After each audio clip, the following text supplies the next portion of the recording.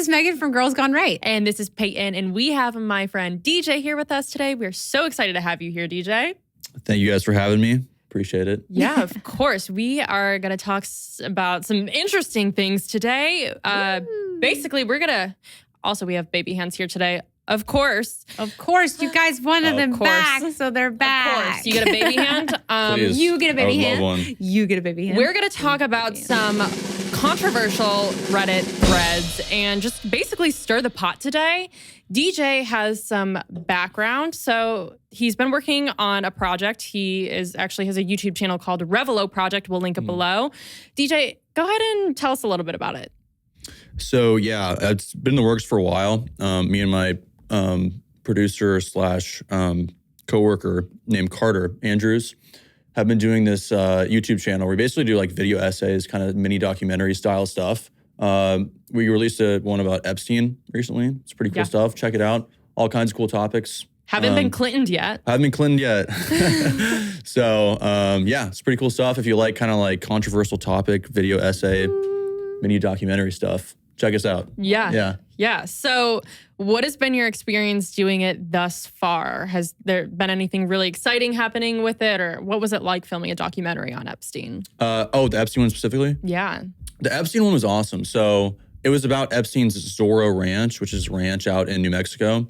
And I'm going to raise this real quick. Yeah. Also, it'll pick it up. Oh, okay. Yeah. Yeah. So, you don't have to move it. You have a loud voice. Cool. Yeah. All right. So yeah, basically like everyone knows about Epstein's Island, but no one really knows about his ranch. And so that we saw like a good opportunity to make a documentary about it. You know what I mean? Because no one knows.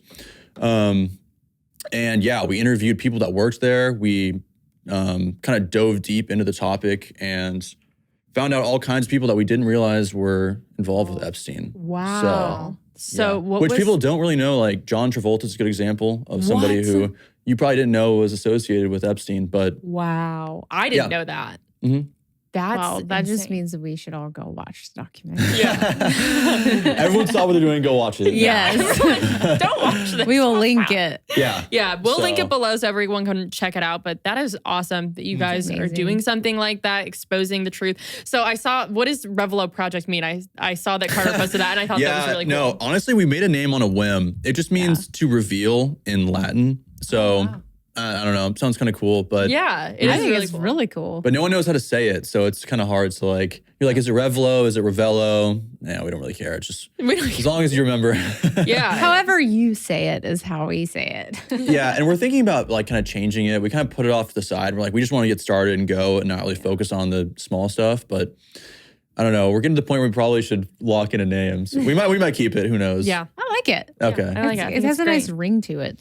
Well, before we dive in, make sure that you are subscribed to our channel so you get notified for our next episode and anything else that we're doing. Yeah, so, hit that notification bell. Yes. I love that we're saying that. That's so great. Smash that like button. So we're going to stir the pot today. And like we said, it's going to be Reddit controversial takes. Anything that's going to stir the pot, basically. And some of these things are a little crazy. However, I feel like there is some truth and meaning behind them as to why people are talking about these topics.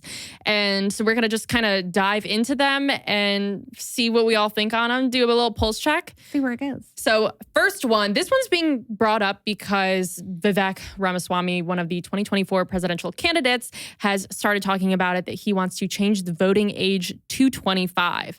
And there's some controversy around this because why are we allowing people to be immature? Why don't we force them to grow up and whatnot? So DJ, what do you think the voting age should be in the United States?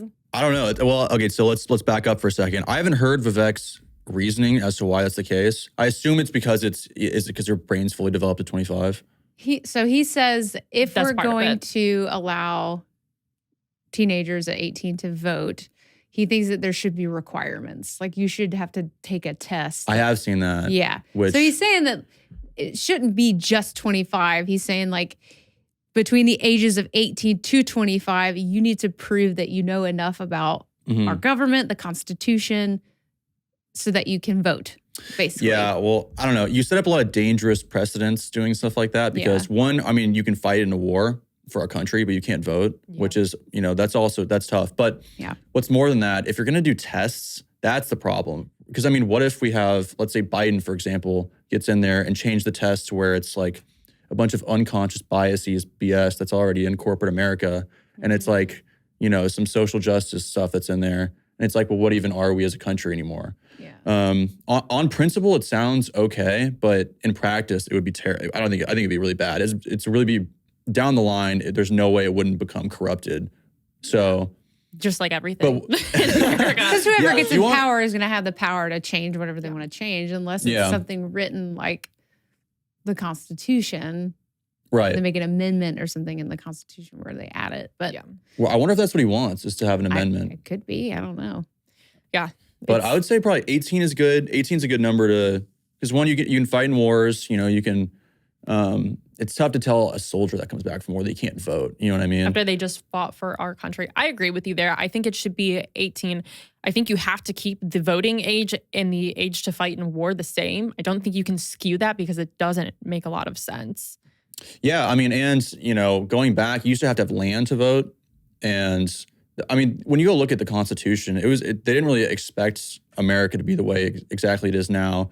I mean, and you can run voting all the way back to, like, ancient philosophers. Like, I don't know if you've read The Republic by Plato, but he basically says, like, I don't know, I guess kind of what Ramaswamy's saying is, like, should everyone have the right to vote? Well, like, compare our country to a ship. Now, should the people that are well-versed in seafaring be the ones that vote? Because we're judging on how the ship is going to be, like the course of it in the future. Or should it be just like all the people that are on the ship?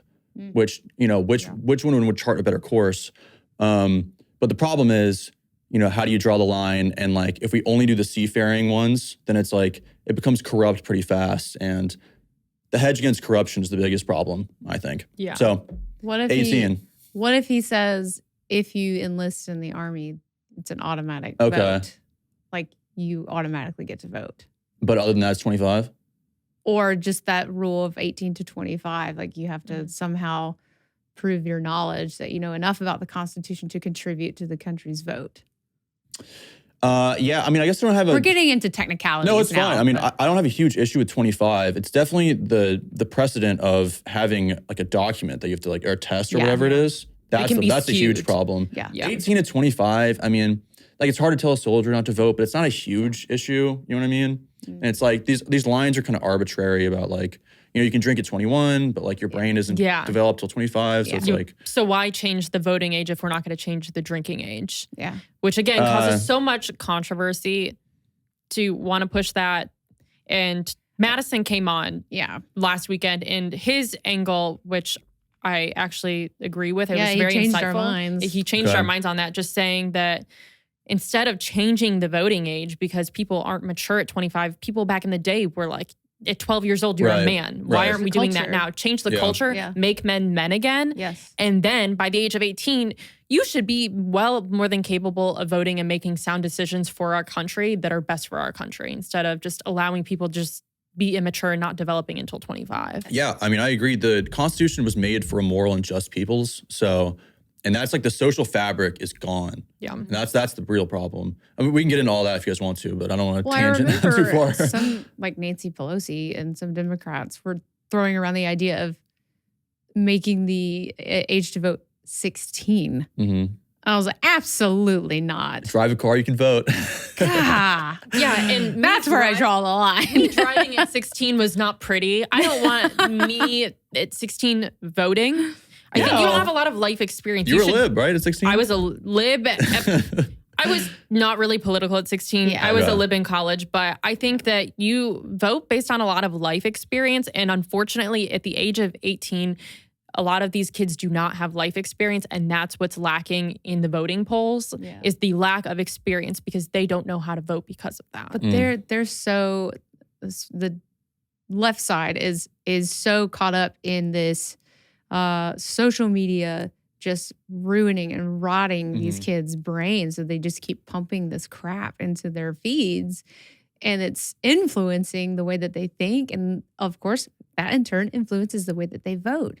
And they're not voting based off of things that are going to actually affect their life long term. They're voting on emotions. They're voting on social issues, cultural issues. And we need to go back to like what Madison said was, change the culture. Yeah. Well, I mean, that's a tough issue. I mean, you brought up a couple points too, like social media, which is determining a lot of our social fabric. Yeah. And it's very corrupt. And so the question is like, you know, a lot of people think like, oh, these companies, the social, like Silicon Valley companies that make social media, they're just left-wing people. They're making these and pushing their views on other people. Yeah. But we kind of found that's not really the case because Twitter files, for example, showed that Twitter was just infested with feds. So, and they were monitoring what people were saying. And if it's too right-wing, banned.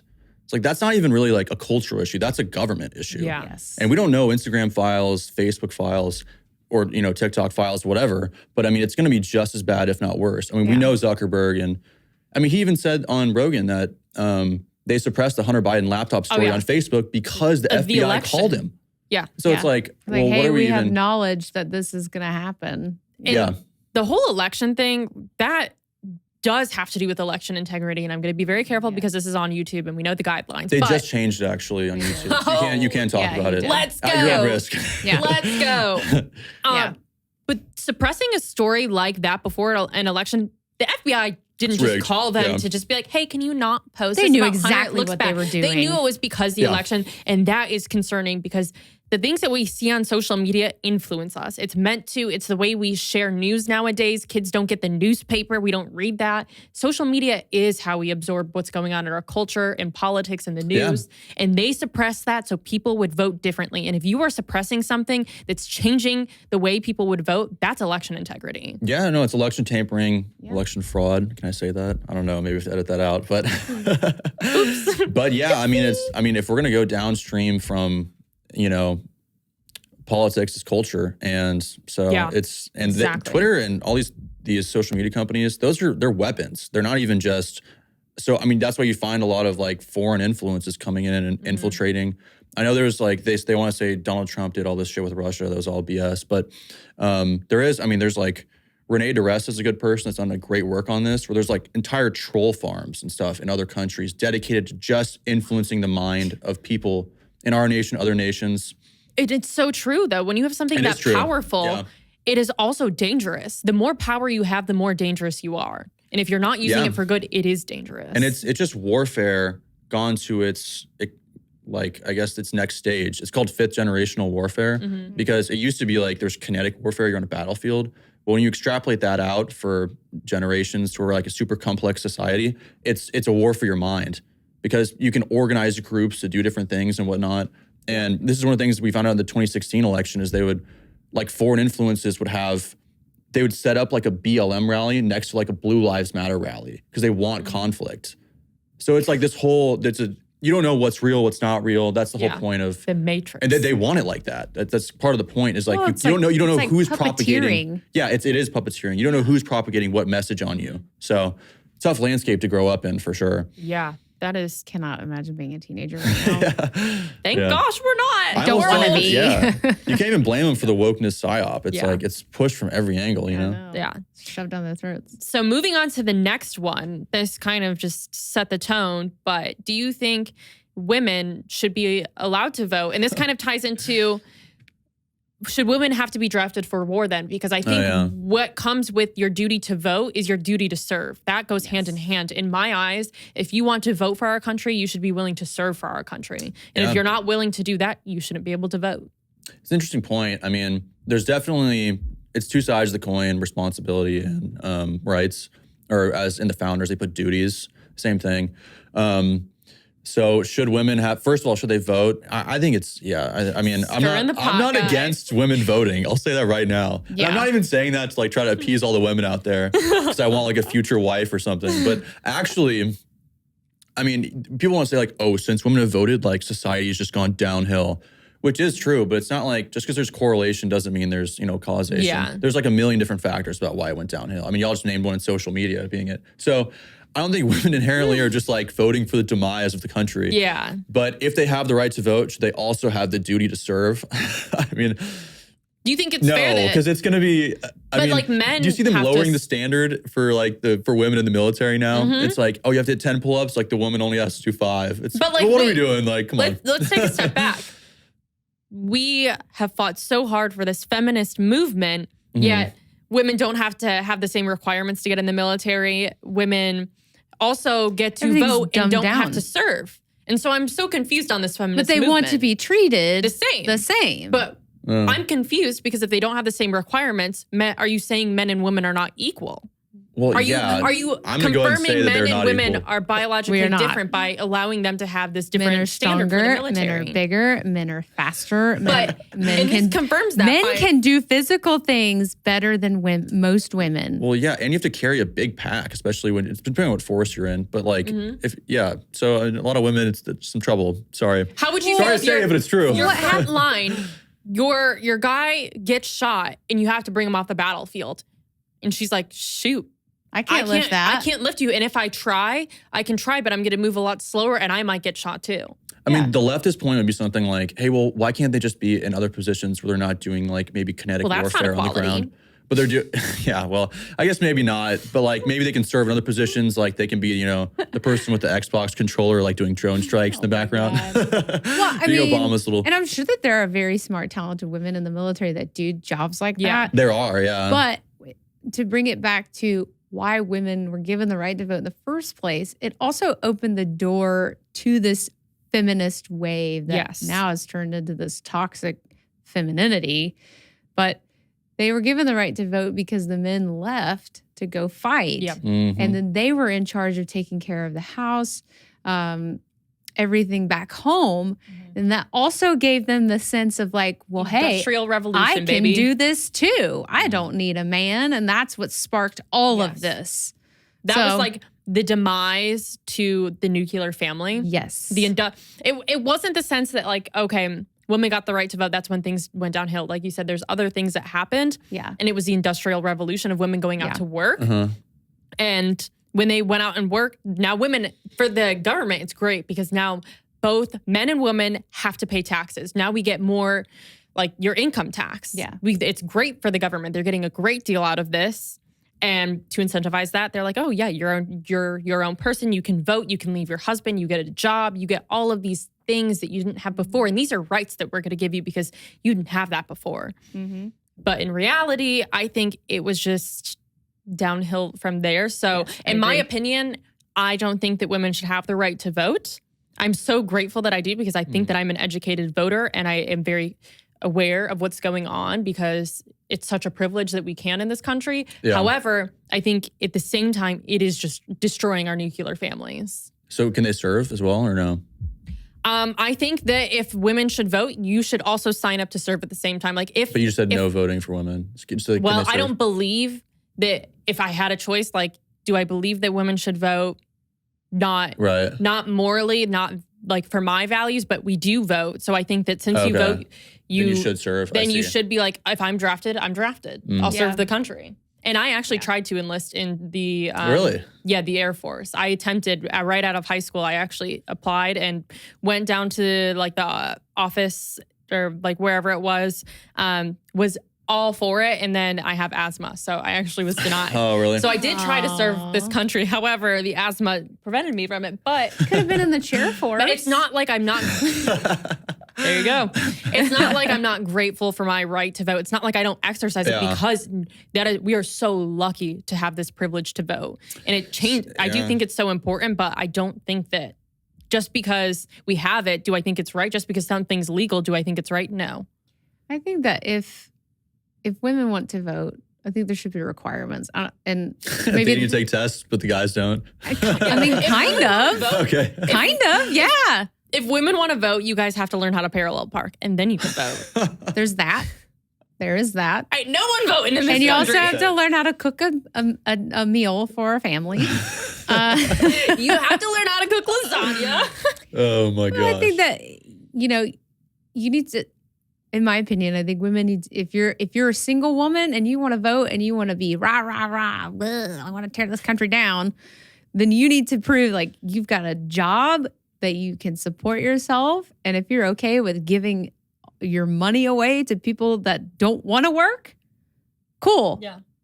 Those people shouldn't get to vote then. Yeah. The people that don't have a job. Think if Okay, you but what don't about like work, stay-at-home mothers? No voting there either. No, they can vote. Oh, they can vote. Can work. We'll go with Yeah. can work. Okay. That's work. Yeah, it is work. Yeah, It's that's a job. work. But if you're a stay-at-home mother, you should have that bond with your husband to be able to vote as a family. Yeah. That would be cool. And, that was kind of It'd be dope to vote as a family. Yeah. And that was back when we had more like cohesive, like, You're a unit. religious structures and you'd vote as a family. And you get married because someone shares the same values. And to me, the reason why that is so important is because that builds generations and you are building something so much bigger, a legacy and spreading your values and your religion, and you're doing it through a family. Mm-hmm. And I think that's why it's so important to marry for values, marry someone that is the same religion as you, and vow to create something like that, because that's what you're passing on. These marriages now where they don't see eye to eye on these things are so toxic, because what are you building for the future?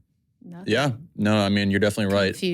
Confusion. Yeah. I mean, you don't have the strong family unit. You don't really have a country anymore.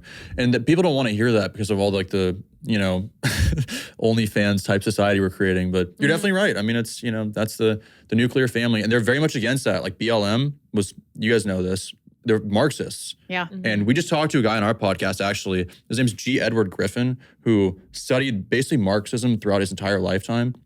And what they do, specifically Leninism, which is a kind of Marxism where they it's basically Marxism in action, like how they want to enact that.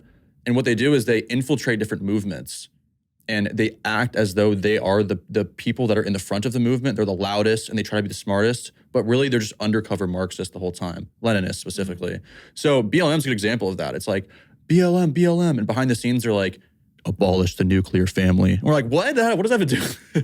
It's like, oh, really? Have you seen there's a lot of black people in prison. A lot of that's due to having not two people in the household, mother and father. So a father figure. Candace Owens talks about this all the time. Yeah. And you can just see how it affects the black community. So does Brandon Tatum. He talks about it all the time. And he was a former police officer, so he sees all kinds of sides in this, and he's black. Yeah, the BLM thing is just so tough to watch because they're fighting for this thing. I'm like, what? The government's against you. Yes. They're for you. You guys are fighting for them. You guys are protesting and pushing their ideologies. They are falling for it. It's really sad. PSYOPs everywhere. Watch yes. The baby Sponsor hands. them. The baby hands. Okay, so now we're going to get into something that's very interesting. And it's such a fascinating subject. I feel like it's going to really go somewhere interesting. And it is, what are your thoughts on, super casually, what are your thoughts on public execution? Public execution? Wow, what a transition. For there. it. For it. I am very, I'm very much. For it. I got to say, I'm very much against public execution, but more specifically capital punishment, which just means... Ooh, so you're against capital punishment. Period, yeah. Period, whoa. Killing killers to prove that killing is wrong is inherently contradictory. Wow, okay, so the public execution, what are your thoughts on that? Why do you think it's wrong? Well, public execution is just, same thing as capital punishment. So, I mean, I guess. It is a form of capital punishment. It is a form of capital punishment. So, yeah, capital punishment, I guess I'll just talk about that because, if I can't agree on that, then I can't go further. But, yeah, I mean, I just basically made my case. It's like, well, first of all. You don't think an eye for an eye? Leaves everybody blind is the rest of the statement. I just stop an eye for an eye. Okay, well, period. There's a second half of that. But yeah, I mean, like I said, killing, if you want to kill people, let's just say for killing somebody else, I mean, aren't you just as bad as them? And secondly, as conservatives, we like to, I say conservative lightly for myself, but no, you guys are definitely conservative people. We want the government to have as least power as possible. This is true. And giving them power over life and death is, I would say, fascistic. I agree. Seriously. I like the outcome of it. I like the not the fact that someone's dying. I like the things that come after that, like the fear that is instilled because of it. Like, yeah. So let's say we have a pedophile that is raping children. We are going to publicly execute him in front of the village. And so the reason why this was so popular in medieval times is because everyone was so afraid to do something because of the shame that it brought to have the capital punishment, to have your finger cut off for stealing, to have lashes in front of your whole village for cheating on your spouse. Like the shame that it brought upon you prevented people from doing it. And I feel like no one's being punished enough for anything. We have pedophiles that are just, they can't live by an elementary school. That's not enough. Oh, and California just I think government is good when it comes to things like this. That's where we need government to step in. We don't want government stepping into our households telling us how to raise our children. What we do want them to step in and do is helping us protect our children for the people that are coming for them and raping them. Like, that's where government comes in. That is law. That is them preventing further things from happening. The problem is the states like California today just passed something that makes it where the punishment for raping a child is less than what it was. Yeah. Why are we making these less? It should be more. Children are the things that should be protected the most. So here's what I agree there. Here's what I'm seeing a pattern with is first it's transing the kids, making pedophiles okay. Yeah. I'm calling it now. Bestiality is next. I mean, I think I already saw something on this. I'm calling it. There was already some article surfacing around the internet about bestiality saying that it's normal because it's just a sexual preference.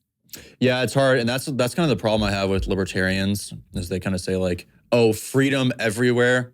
Freedom to do anything you want to as long as it doesn't hurt somebody else. There's two consenting adults. Or but like an animal that cannot consent for themselves. Yeah, actually, I don't know where they stand on bestiality. I haven't really heard anybody talk about that.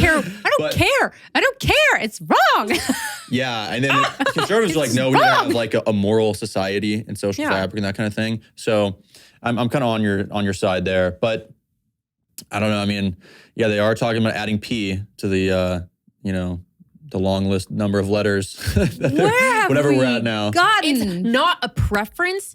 It is criminal. It's satanic. There's something, this is not okay. And this is where I feel like capital punishment comes in. And as a conservative, this is like my stance. And I don't believe in big gov, but I believe in small government. And I believe small government should step in when someone is being physically harmed. Oh, well, that they should step in, and undoubtedly so. So murderers and rapists and pedophiles fall into that category of capital punishment. Like, I don't think if you shoplift, you should just be beheaded in front of your village. But I do think murders and rapists and pedophiles fall into that category of capital punishment because we're not doing enough of that. And you can see that because of all these statistics showing all of these children getting raped, of all these pedophiles, of all these people being transed. Yeah. And it shows that we're not doing enough. There's not enough punishment because people are still doing it. The problem is the wrong people are being punished. There's some of the right people being punished, but you get what I'm saying here is that like the whole Epstein crowd isn't in prison and they haven't gotten put behind bars or anything, period. It's not like, so we need to address something like that before we just start killing people. The problem is too, it's like, there's a lot of people that, a significant number of people that have been killed and then like later they find evidence and they were supposed to be. I agree with you there. I think that you have to have hard evidence to be able to do something like this. But that's not, the court system, just whatever evidence at the time is you can't like, what's hard evidence, what isn't. But now we have DNA evidence, which is usually how we know that it was wrong is like, oh, it's some DNA evidence come up here. And we have new technology. So, it's a new, interesting conversation. But at the same time, I got to stick with my guns here. As a conservative woman, you do not want the government having power over life and death. That's like number one, right? That's like the most power possible. But you don't believe in small government, like.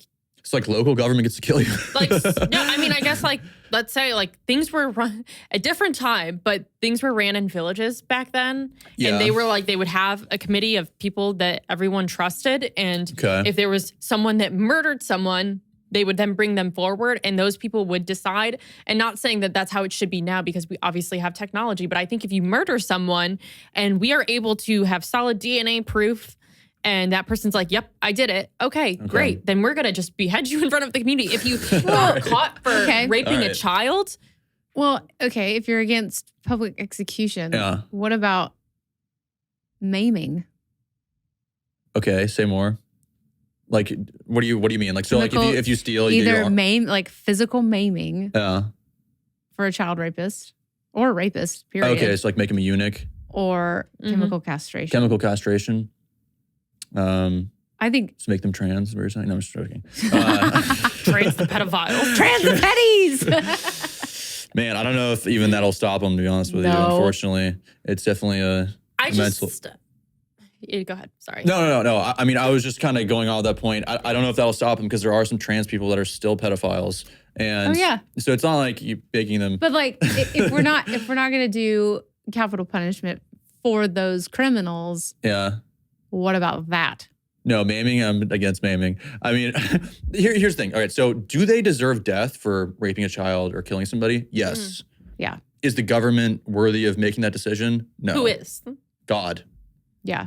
That's it. And that's the problem. And there's plenty of ways to have a shame, like a rightfully shaming culture that shames the right things that are not ending in just murder. Because that's at the end of the day, that's what it is. It's the government murdering you. And it sets a terrible precedent too. It's like, because then like it can easily be changed to, oh, well, let's murder.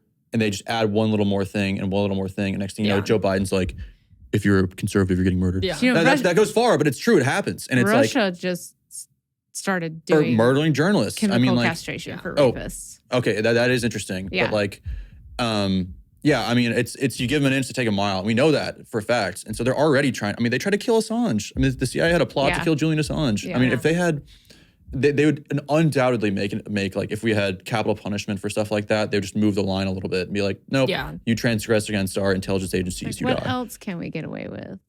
Totally. It's what happens. So, I mean, shame them a different way. Exile them. Yeah. We'll have an island and we'll call it Put them on Epstein's Island and bomb the island. No, I'm just playing. I agree with you there that people in power tend to take too much. Yeah. And they use it against people. But I think that has to come down to the checks and balances systems. Like the people in power, we should be able to trust them. Like we never had this issue. Like, I mean, there was still issues, but it's like now we fear to trust the government. That's always, I mean, I think Trump kind of made our eyes and ears open a little more when this whole drain the swamp movement. And I think everyone really started to pay a little bit more attention than they have been in the past.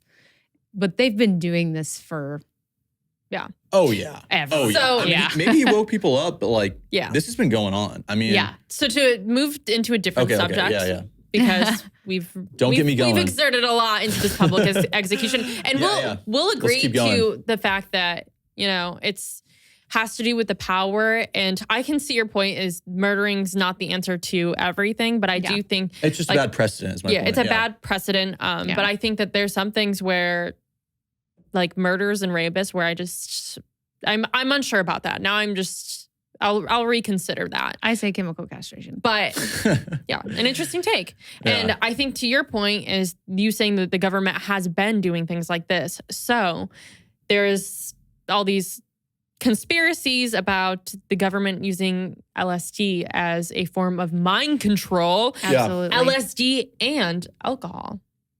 LSD for sure. I haven't seen the alcohol. They've used that for... Alcohol is a Reddit thread. I found that from the greatest place you can research on the internet. This is true. Best search engine out there. ChatGPT will never stand a chance to Reddit. No, I mean, they've used LSD. That's what the show Stranger Things is based off of. I know we made a video on it. It's pretty interesting, actually. MK Ultra, which is a mind control program in the CIA. It's still kind of shrouded in mystery exactly what happened because this dude tried to burn all the documents. Yes. But we did find like circumstantial evidence that there were other documents talking about what that document did. So it was like, we know it happened. And it's kind of a crazy deal. But yeah, when you take LSD or most psychedelics, you become really suggestible. So like if you imagine your brain like, let's see how to explain it. If you imagine your brain like... Well, it shuts off the front part of your brain. It shuts off your front, but it rewires your brain in a way that like, it opens the door for rewiring of the brain. So imagine like your brain is like, you have all these grooves in your brain that's like a bunch of sleds going down a snowy hill. Then you take a psychedelic and it flattens all the snow out. So and it makes you available for someone else to come in and reform that. Reform that, exactly. So, and that's what they would do. It was trauma-based mind control. So you take psychedelics and they would instill trauma on you and get you to do something right after. So it would be like, so then you have an elicited trauma response to something. Wow. And unfortunately, it did happen a lot with, well, allegedly. There's people in Hollywood Allegedly. and in other places in society where it'd be super easy to puppeteer somebody that you'd want to puppet. So it's hard to say, but it's an interesting subject with some dark history for sure. Well, you think about like the hippie movement in the 60s and the 70s when they were doing like acid, which is a form of LSD. And then they were the whole like peace, love, no war. And that really kind of got that movement going. And I think that influenced a lot of culture today where we see kids, we see adults just having these opinions that don't make any sense. Oh, really? They're all MK Ultra? Yeah. I'm like, oh. Mass MK Maybe it was the acid that you did in the 70s. I mean, I won't do that. I'm not going to say that. Well, you get to call it the boomers there? Yeah. The boomers generation I know of MK some Ultra. boomers that did acid and They're not all right. They never came back? well, one in particular Okay. is fine. The people that I'm this thinking of. person dropped acid a lot, but the reason why they stopped is because they saw the devil. Who is this? Can I hear? I know. Oh, it's personal? It's not somebody public? They saw Some the personal the information. devil and Okay. they were like, no more. Yeah, that's insane. I don't. Okay, so I do believe that they have experimented with LSD Yeah. being a form of mind control. The alcohol thing I saw on Reddit, and it was I a don't know whole about that. thread. But I agree to the extent that it is a distraction. Yeah. And we know what I guess the effects alcohol have on people. Yeah. And I think Yeah. the government very well knows that it's a distraction from what's really going on. People feel like they can get away. They drink so much that they are just not.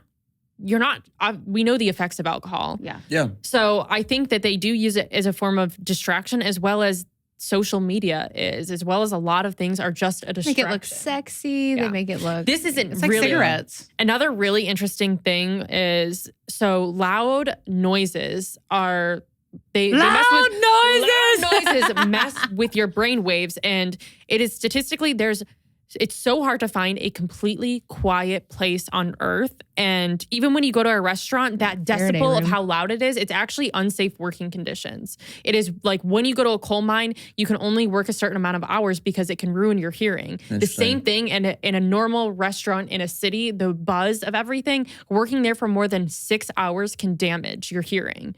So the environments that people go to on the weekends to relax, to go out to eat, that amount of noise can damage your hearing. Same thing like going to a concert in the bass. That can actually damage your hearing, the waves.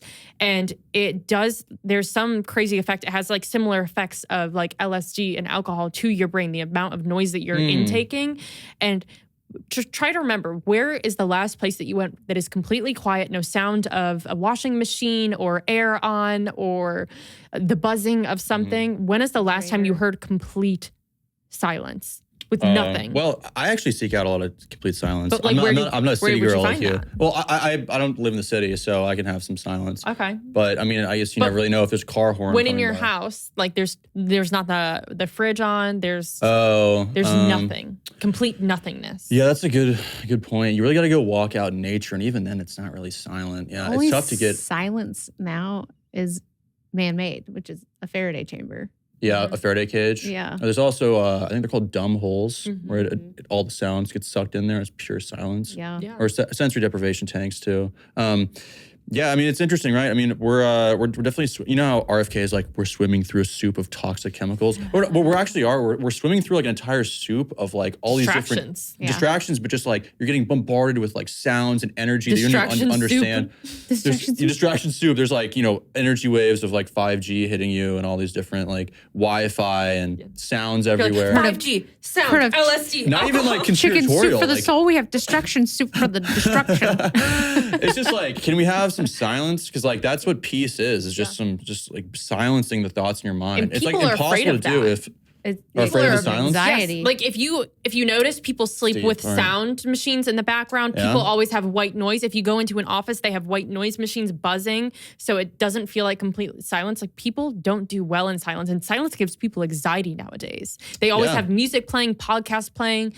A lot of people don't like silence. I mean, you can really measure the experience, like your experience here as just a person, as like a life form, as just the, what if you're in a room by yourself, like purely just what are the thoughts that you're having? I mean, really like your thoughts in general are just creating the experience around you. I mean, think about it, and like it's really hard to control the thoughts in your mind if you're constantly being bombarded with all the different things we just mentioned too. Yeah. So it's like, you have to like really focus on taking control of your mind for stuff like that. And it's a hard thing to do because it's, like we just said, it's just we need RFK to save us. So RFK, are you a fan? I don't know. I mean, I've digested some of his material. He's an interesting cat. He's a Kennedy, obviously. I don't know how deep you want me to go into this, but in short, RFK is, he's a dissident like Trump, right? Because he's a Dem. A lot of the right-wing people love him though. So I'm not sure what y'all think about him, but he's heavy against some really serious issues. And he thinks he might get killed. So, because he wants to splinter the CIA and scatter it into the winds. I think he's a pretty based Democrat in the sense that he's old school. And I've always said this, he's very neutral. Like he's not your normal liberal. He's not your normal leftist. He's not a crazy leftist. He has a lot of good points. He's a very sound person. And I like his stances. I don't know that I would actually vote for him, but I do like that he was like one of the first people to speak up against vaccines. Yeah. And he's someone that's so against it. And I think people are like, oh, well, he's not a Democrat. We're not going to say that he's a Democrat, but he is. He's an old school Democrat. Yeah. Yeah. He's just not a crazy liberal. There's a very fine line between a Democrat and a liberal. Yeah. I mean, I would totally vote for RFK over any other Democratic.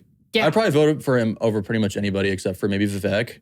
But like, I don't know, I haven't really done a deep dive on Vivek yet. So I don't know. I mean, he's definitely against the serious issues of our day, which I don't see Trump talking about the CIA. I don't see Trump talking about, he did Operation Warp Speed and he locked down the country, Trump. So, what are we talking about here? Like with, RFKs being a Dem or whatever. That's just like a false dichotomy of like someone just drew a line in the sand. Yeah. Does he support the issues that matters for like the future of our country?